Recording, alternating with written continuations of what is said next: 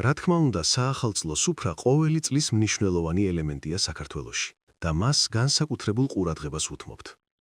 2026 წლის შესახვედრად მაგიდის გადასაფარებლად სასურველია წითელი, ოქროსფერი ან ნარინჯისფერი ქსოვილი შეარჩიოთ, ან მინიმუმ წითელი ფერით იყოს გაფორმებული. სერვირებაც წლის ფერებში გადაწყვიტეთ, თუმცა დასაშვებია თეთრი ელემენტებიც, მაგალითად თეთრი თეფშების სახით. მნიშვნელოვანია არ დაგავიწყდეთ სუფრისა და სახლის დეკორაციებში ცეცხლის ელემენტის გამოყენება, სანთლებისა და გირლიანდების სახით. ასევე მნიშვნელოვანია სუფრაზე დადგათ ცხენის ფიგურა, რომელიც მთელი მომდევნო წლის განმავლობაში თქვენი სახლის თილისმა იქნება და არც გველის ფიგურა გამოგრჩეთ მხედველობიდან, რომლის ენერგიები 2026 წლის 17 თებერვალამდე ჯერ კიდევ ძალაშია და მოქმედებს. საკვები პროდუქტებიდან სასურველია მაგიდაზე იყოს ბევრი ბოსტნეული და ხილი. კერძები, რაც მეტი მით უკეთესი. ხორც პროდუქტებიდან შეგიძლიათ გამოიყენოთ ნებისმიერი ფრინველისა და ცხოველის ხორცი, გარდა ცხენისა.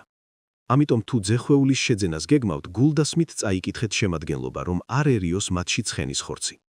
თევზეული არ იკრძალება, მაგრამ აუცილებელიც არაა. და რაც შეიძლება მეტი ტკბილეული, ნამცხრები, ჩირები, სხვადასხვა ნუგბარი, ჩურჩხელა და გოზინაყი. ალკოჰოლი, წვენები, ტკბილი და გაზიანი სასმელები სურვილისამებრ შეგიძლიათ შეარჩიოთ, მაგრამ სასურველია ზომიერად მიიღოთ.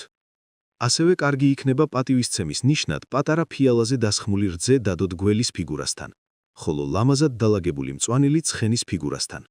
და რაც მთავარია, არ დაგავიწყდეთ, რომ 2026 წლის დადგომას აუცილებლად მიეგებოთ ქართული მრავალხმიანი მრავალჟამიერის ფონზე.